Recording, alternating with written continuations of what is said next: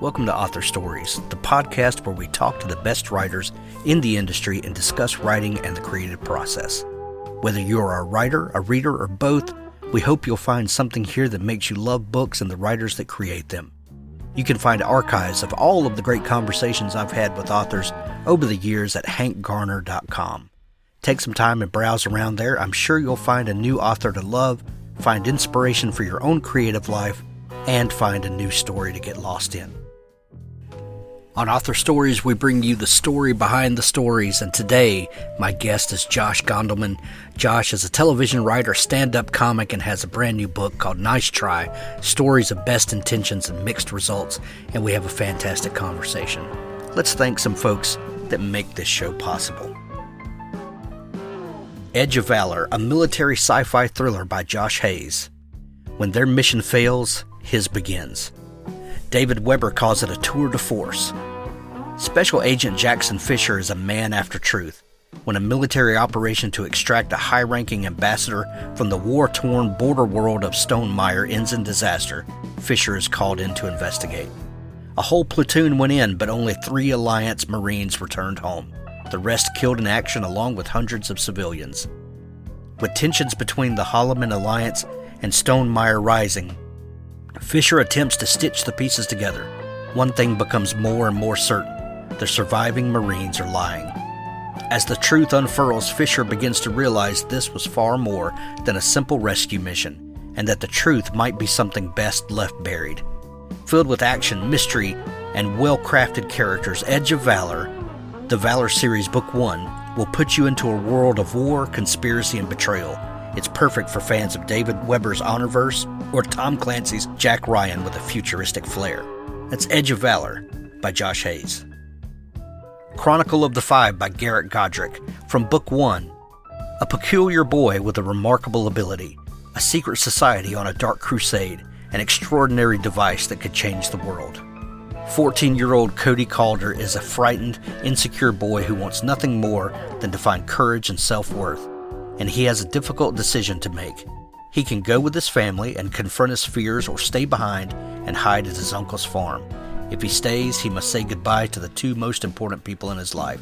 If he goes, his decision could change him forever. Cody's choice lands him in a faraway place where he finds himself on an unexpected path filled with mind-bending twists of fate and decision. And Cody's quest for self-discovery becomes a nightmare as he struggles to survive in an extraordinary new world, one he never knew existed. Book 1, Dark Revenant, and Book 2, Dark Legacy are available now, with Book 3 coming soon. Chronicle of the Five by Garrett Godric. R.J. Pinero and his brand new book, Chilling Effect, a global climate thriller. A ruthless eco-terrorist, a woman determined to stop him. Chilling Effect, R.J. Pinero's newest thriller, explores a world in the not-too-distant future where terrorism is taken to a new level, one with world-ending consequences.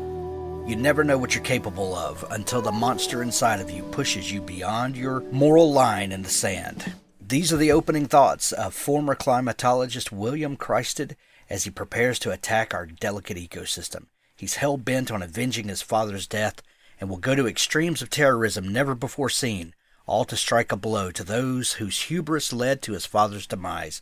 He will take full advantage of the greed and narcissism ever present in the world, as well as the fragility of our planet to ecological terrorism, and use it to plot a scenario so grim, yet so compellingly real it could have ripped from today's headlines. Check out the brand new thriller Chilling Effect from R.J. Pinero. Michael Anderle has a brand new series that's launching. It's called Opus X, and the first book is Obsidian Detective. 2 rebels whose worlds collide on a planetary level. On the fringes of human space, a murder will light a fuse and send 2 different people colliding together. She lives on Earth, where peace among the population is a given. He is on the fringe of society, where authority is how much power you wield. She's from the powerful, the elite, he's with the military. Both want the truth, but is revealing the truth good for society?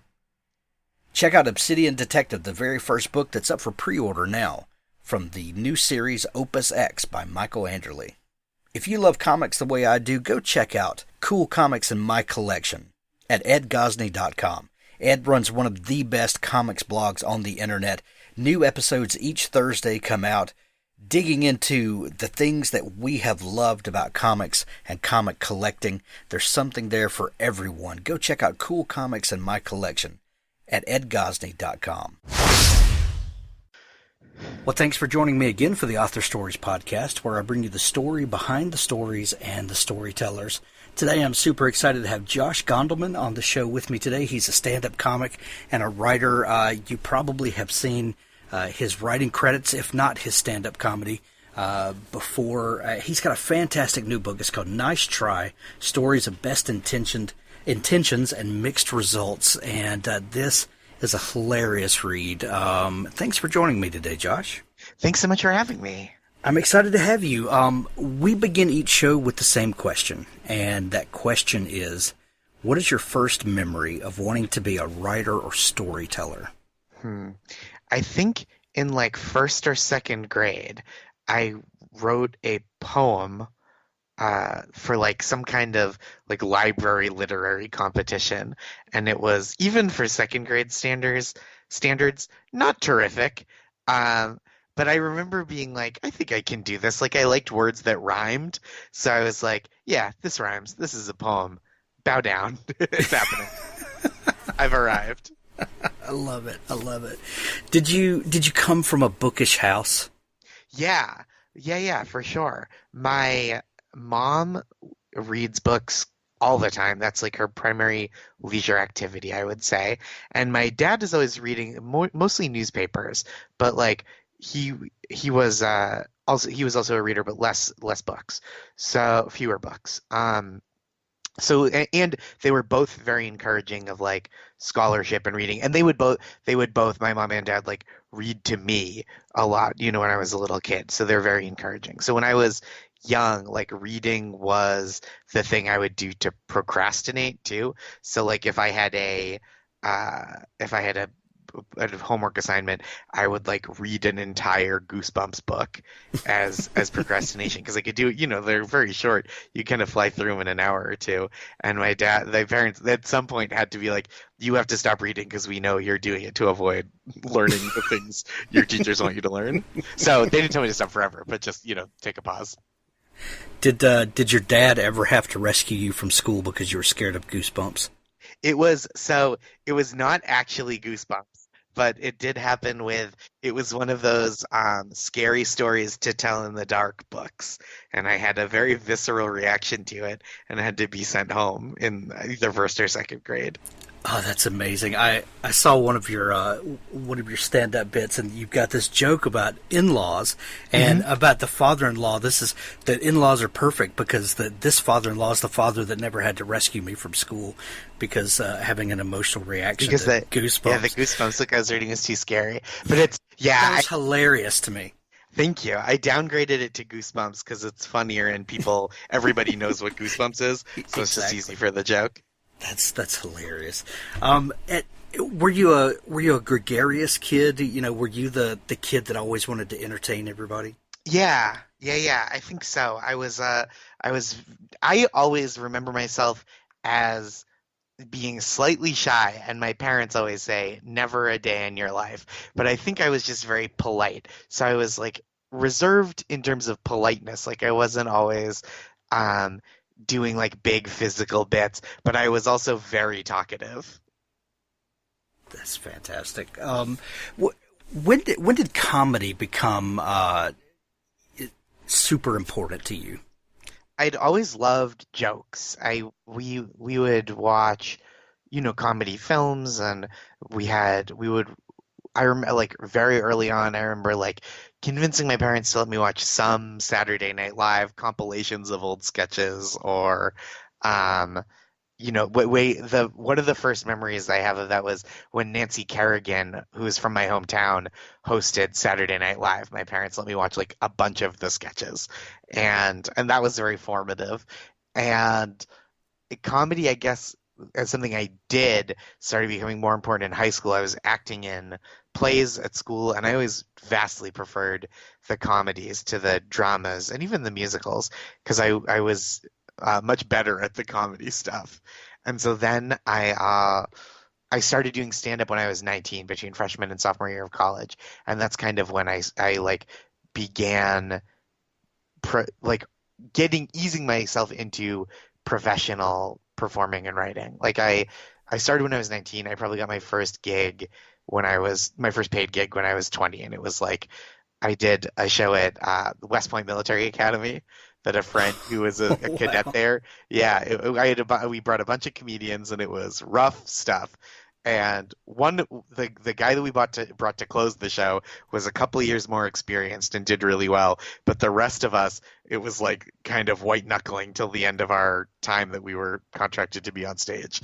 So that was that was my first paid gig. I was 20, and then I would get little things here and there. The clubs around Boston where I started, and the I did my next paid gig was like $75 to open for some other local comedians at like a youth hockey fundraiser. The first time you did stand up, was this just like an open mic night, or Yeah, what was the instigation that got you up on stage? the very first time, which I don't really count as like when I started, but my friend Corey put on like a variety show at a local what I like a rec center, a church, Unitarian church or something. And I remember booking myself there to do stand up. And it was a bunch of our friends and brothers and sisters, that kind of thing, like very supportive, literal hometown crowd. But then when I next started doing it, it was open mics. I started going to open mics in and around Boston, and then I would get booked because I was in college at the time. I would get booked on campus to do things. So that was unpaid, but it was booked. It wasn't just anyone could show up. I kind of became known as somebody on campus who was doing this. I've often wondered, with stand-up comedy, that is storytelling in one of its most pure forms. You are actively engaging with the audience. You're taking them somewhere. You're setting things up, then going through the story, and then there's a payoff, and if you do it well, you're pulling back from things that hints that you've given the audience already, and what kind of preparation goes into coming up with a new stand-up routine? It's always kind of evolving, like which is nice because I think, if you're writing a book, you write a new book, or if you're writing a film, you write a new film. But with stand-up, one nice thing is that you kind of start, or at least I do, by tucking in new bits and new stories with the old stuff. So that's really helpful. So I'll have the stuff that I know works, and I can kind of fortify the new stuff by tucking it in so I don't just go up and do, if I'm doing a 15-minute set at a comedy club or an hour set at a comedy club, I can try a couple new things here and there. So usually when I'm preparing, I will write out at least the beats of the things that I want to tell. If it's a story, I'll have the key parts and like a couple little jokes along the way to keep to hold interest and get laughs so it's not just a dry narrative. Or if it's another kind of, if it's a joke that is not narrative in construction, I will write out a bunch of jokes and beats that make an arc, or at least build to something ideally, and then try them out. And so that's like part of it. But in the way you would draft an essay or a short story or a novel, the jokes go through so many drafts because it's like, oh, this worked great, I'll keep doing it and expand upon it, or this didn't work well, I will excise it or fix it from the routine. So like it's a lot of there's a lot of preparation that I do, but before I bring a new bit to stage, and then that is not even the bulk of it. The bulk of it is making sure that even if it's like, oh, this is promising, this could work, to get it into its best and like final form in terms of like something that I want to record or put on television, something like that. I had Jay Moore on the show a couple of years ago, and we Oh, were cool. talking. Yeah, we were talking about stand up as kind of writing on the fly, or getting instant feedback from the audience. If you're a novelist, you may work on something for months and months and months before another soul ever reads it. And then you may have some first readers that read it, and then maybe a couple of rounds of editing with a developmental editor and a line editor, and it goes through several things like that. Well, when you're on stage, you're getting instant feedback. Have you ever had a situation where you've worked on something, you've worked on it with audiences, you've kind of narrowed it down and gotten more specific with it, but then it just doesn't work for every audience? You know what I mean? Like you get audience feedback to hone something, but is there ever a case where an audience is they're just not in tune with what you're doing, or when it's worked for other people, but this set of people is just not there? Yeah, definitely. Every audience kind of has its different tastes, and every venue, cultivates audiences with like that lean one way or another, or you can work at a certain pace in a certain room generally. And what I try to do is like I try to write and cultivate an act that works in as many places as possible, but not everything that hits really hard in one place is going to hit really hard in another place, and vice versa. There's some things that are like that work better in a big room because they take a little while to like roll with the long pause, and then there are some things that work better in a small room because you talk faster and you kind of power through it, and because it's such an intimate setting, you can get away with it, or like audiences even want that. They want you talking, they can handle you talking rapidly. That's like one of the things that one of the things that you can accomplish better in a smaller room. So it's definitely been, and then there are certain places where it's like, oh, comedy clubs full of tourists don't get this specific reference, but independent venues in Brooklyn where it's all younger, hipper, maybe New York residents get certain clues and in jokes a little better. So I try to make it so that my act is well rounded and works as many places as I go, but still there will always be, I think, lines that hit harder some places than others, and that's okay. It's just about like figuring out how to make as much of it work as powerfully for as many people as you can. Besides your stand-up work, you also write for television. You've won Peabody Awards, Emmy Awards, Writers Guild Awards.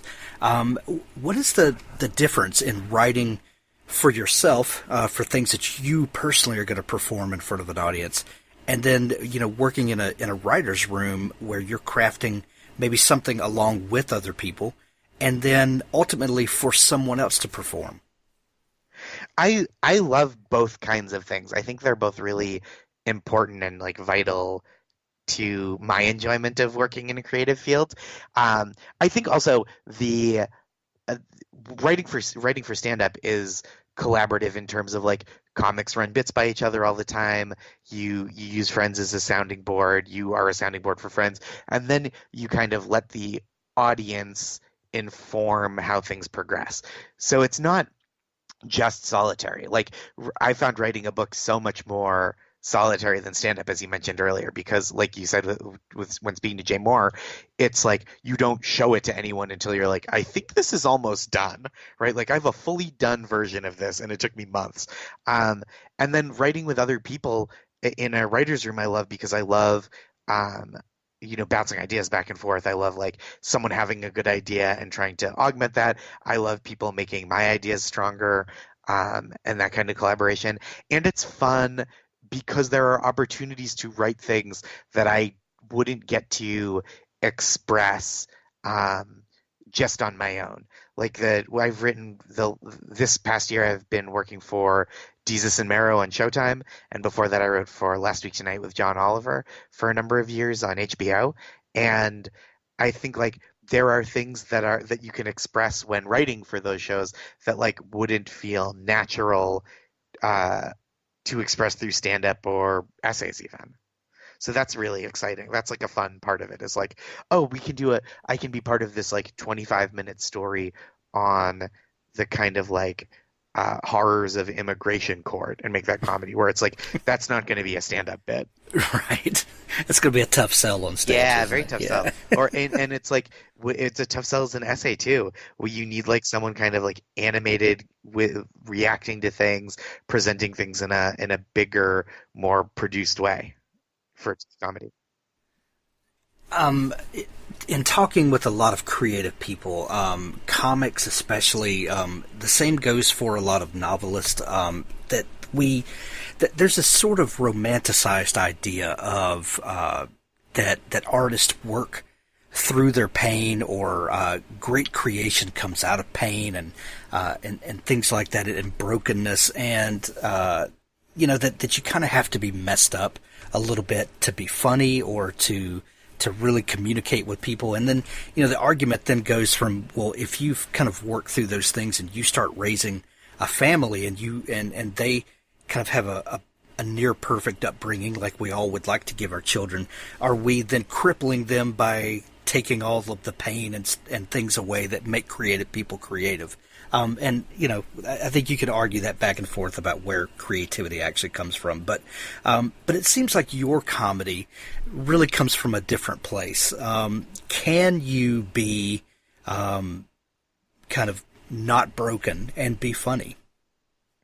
I think that creativity and humor can come from a lot of places. Yeah, I think it can come from a place of pain, or it can come from a place of joy or frustration or bewilderment. I think there are lots of different tones, but definitely I don't want to like discount people who create really meaningful work from a place of hurt or anguish, and turn that pathos into comedy. But it doesn't work that well for me. I think I write better from a place of like enthusiasm or like confusion, but talking about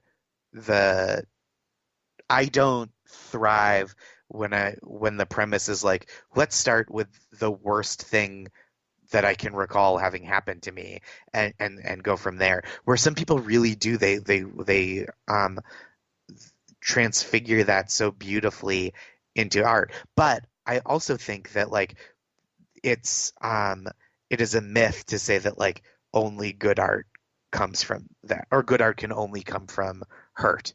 I think it's like limiting to artists and like stigmatizing to artists to say that that's the only way to make worthwhile comedy or drama or like painting or whatever. The new book is called Nice Try, Stories of Best Intentions and Mixed Results, and it comes out today, and it's an awesome collection of essays. This is not your first book. What was the first book that you put out? I co-wrote a book with my friend Joe Berkowitz called You Blew It, The Many Ways in Which You've Probably Already Ruined Your Life. And it was kind of an etiquette guide, like a funny etiquette guide written from the premise of like, okay, here's all the mistakes you're definitely already making, and here's how to correct them and not do them again, or even recognize them as mistakes. And it was really fun, and it was really cool to get to write a book and make some money writing a book, to sell a book and have it be a professional endeavor was really thrilling. To be like, oh, we're doing this. We're authors, professional authors. And it was really cool. And we I think it turned out pretty funny and fun. And it was also so informative coming into this experience, having written a book already, because like with that one we had each other. It was not a super personal thing. So like if when people liked it, it felt great. But if people didn't like it, it didn't feel like they didn't like us as humans. And so having done that really like gave me insight into like, here's what the process is going to be like. Here are some feelings you'll feel. Here is when you have to do certain things. Here's how much work is required and how much time is required to do certain things. And so it was like both really fun and gratifying to get to see this book to completion and fruition and launch, and then also incredibly instructive going forward. For like, I knew when I wanted to or if I wanted to write a second book, I knew I wanted to like sit for a little while and make sure that it was an idea that I really wanted to spend 2 years with, because that's how long or more, because that's how long it takes from like conception to launch to promotion, etc. Sure. Well, the new book is a little different from that first book. This is more a collection of essays or personal stories from you about you. First off, you began writing essays and publishing them in different places. What was the initial draw for putting some of your personal stories down and publishing them? I've done personal essay stuff, uh, for various outlets in the past. I've always really enjoyed it. Um, and I talk a lot about personal stuff on stage. And so it felt very natural. I'm not like a reporter. I haven't written fiction in a long time. I wanted to create some kind of book length project, and this felt really good. It felt like I could use personal stories to illustrate some of the themes I wanted to talk about, and it's a format that I'd worked in enough to feel confident thinking like I could do this as a book, and it could be satisfying for people, and I can execute it. I can execute it well. I think a lot of people look back on their lives and think of funny circumstances, or when you're a kid, how you anticipated that a certain thing was going to turn out a certain way and it doesn't, and it's funny. But capturing that on paper is a completely different thing for a lot of people. There's just something about being able to grab that moment and communicate it to someone. Is there anything that stands out to you that helps you to translate this to paper? That's a great question.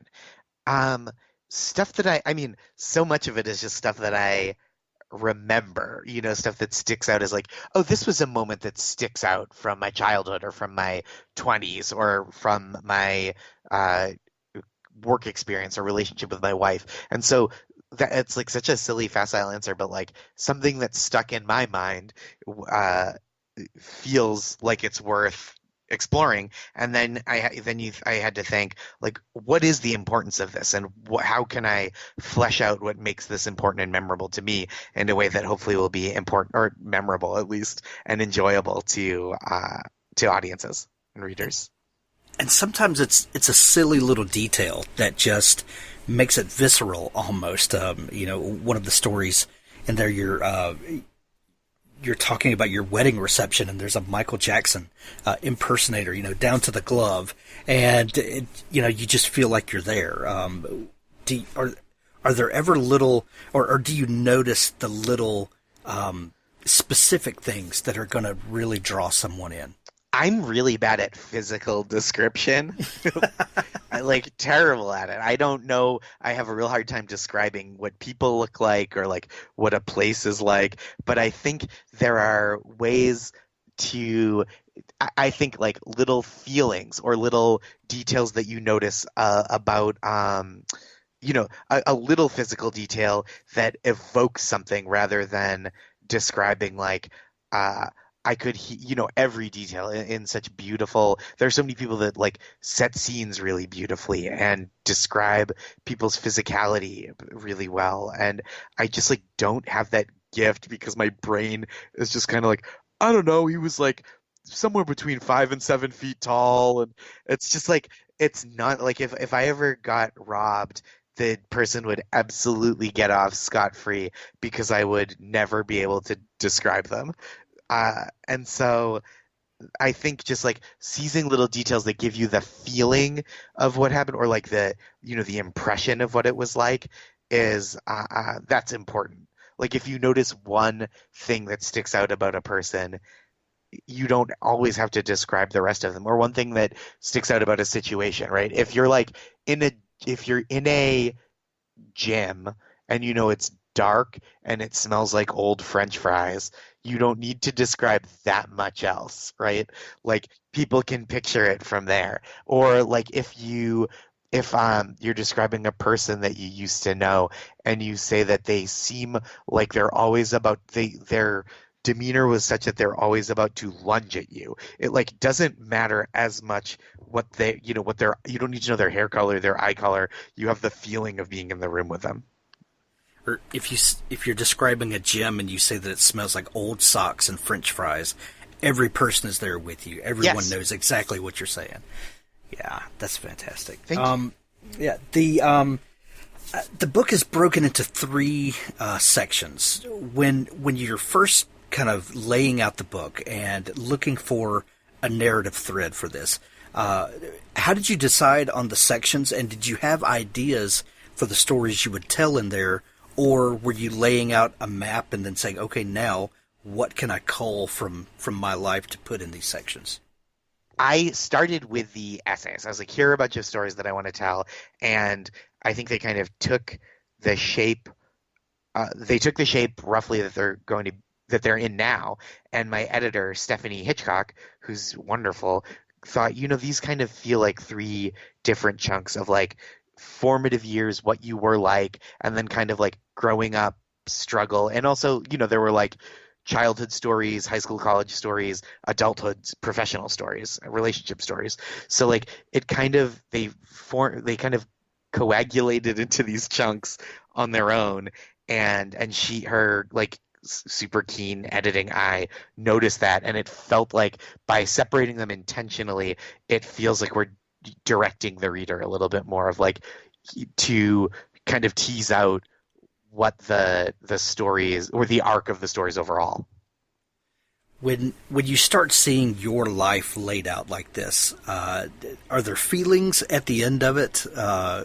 These are all stories about me, and I see a narrative thread that goes here, but I also see the thread of my life going through here. What are those feelings like at the end of a project like this? One of the big overwhelming feelings that I didn't expect was that, like, oh, I could be doing so much more and so much better for people. And that was like, at first was a little disappointing, and then it was that it was kind of exhilarating to be like, oh, I thought I was being a helpful, productive member of society, and in a lot of ways I am, but seeing everything written out and writing it and feeling the kind of tension of like the person I'm trying to be versus the person that I was versus the person that I am, all those kind of coordinates, it feels like, oh, these are ways in which I could be more present and more beneficial to others. When all of these stories are about you in one way or another, is there and I know that you can't pick a favorite, but is there a particular essay in here that you can't wait for people to read? I was really excited for people to read a blank postcard, which is the one about trying to do ecstasy on New Year's Eve. I just like felt it was so fun and uncharacteristic, but like super characteristic, and that was excerpted on Rolling Stone's website last week. So that was like, I was really excited to get that into the world. And then the other I really think the book as a whole works as kind of like a good feeling, front to back. I think it like there's a nice arc and a nice journey there that I hope is very satisfying to people. But the story about meeting the three true stories of how we met, about how I met my wife, is like, it's just so sweet to tell, and I think it's like it feels exceptionally like good and gentle and warm, and like I don't know, it's just it felt so lovely to write, and I hope it makes people feel good to read. Well, Josh, you're definitely putting good things into the world, and we appreciate that. The new book is fantastic. I'm telling everyone to go get their copy of it. Congratulations on publish day today. We hope that it does gangbusters for you. If people are just learning about you and want to dig into all that you do, is there a place where they can find you online and connect with you? Absolutely. My website, Josh Gondelman, GONDELman.com, has all my live events. It's got a bunch of like older writing clips, podcast appearances listed, or you can follow me on Twitter and Instagram, which are just at Josh Gondelman. On both of those places, you can see like what's coming up and what I've been doing. Also, I have stand-up albums that you can find on my website too, if you read the book and want to hear more. Excellent. We're going to send everyone to see you, Josh, and to pick up their copy of Nice Try. Thank Stories you. of Best Intentions and Mixed Results. It's been so much fun chatting today, Josh. Thank you for coming on the show. Thanks for having me. What a pleasure. Thanks to Josh Gondelman for joining me today on Author Stories. You can find all of the archives of the show at hankgarner.com. Leave us a comment to show some love for the show and for our guests. Be sure to use the Amazon links in the show notes and show some support for the authors that we have and for the show. Stay tuned now for an audiobook clip from Richard Gleaves' The Jason Crane series. "I'm melting! I'm melting!" cried Joey. "Take the picture already!" He stood with one arm around the bronze waist of the bewitched tribute statue, Samantha Stevens, riding a broom across a crescent moon. Jason tried in vain to frame the shot without any tourists in it, but that was impossible. From all points of the compass, a merry horde had arrived for Salem's 2-day summer psychic fair. All the commuter trains had burst open, like cornucopias filled beyond capacity, spilling endless fruits and nuts onto the red brick sidewalks of Essex Street. A vampiress in lavender shorts and feathered boots sold maple chocolate walnut fudge in front of the Witch City tattoo parlor. A near-naked gypsy in purple-green veils danced with a pheasant in her arms around a plug-in Hanukkah menorah. A fat man in a fetching blue jeans dress sold amethyst and citrine charm bracelets in front of Medusa Cafe, but his stand got knocked over by a one-armed crone driving a mobility scooter who sang "Choo-choo" as she passed, her stump on the wheel, her lipstick ghastly, her gnarled right hand raised and trailing plumes of noxious cigarette smoke. Chewbacca leapt out of her way and slapped sparks from his fur. He gave a disgruntled growl before going back to playing Summer Lovin' on his ukulele. The old one-armed dervish drove off, "Choo-choo," parting a crowd of wanderers, slack-jawed tourists with camera straps tight across their bellies, yellow-vested police on segways, elderly rollerbladers, face-painted infants and harried parents, and college girls. So many hot, hysterical college girls that you'd think somebody had napalmed a sorority house.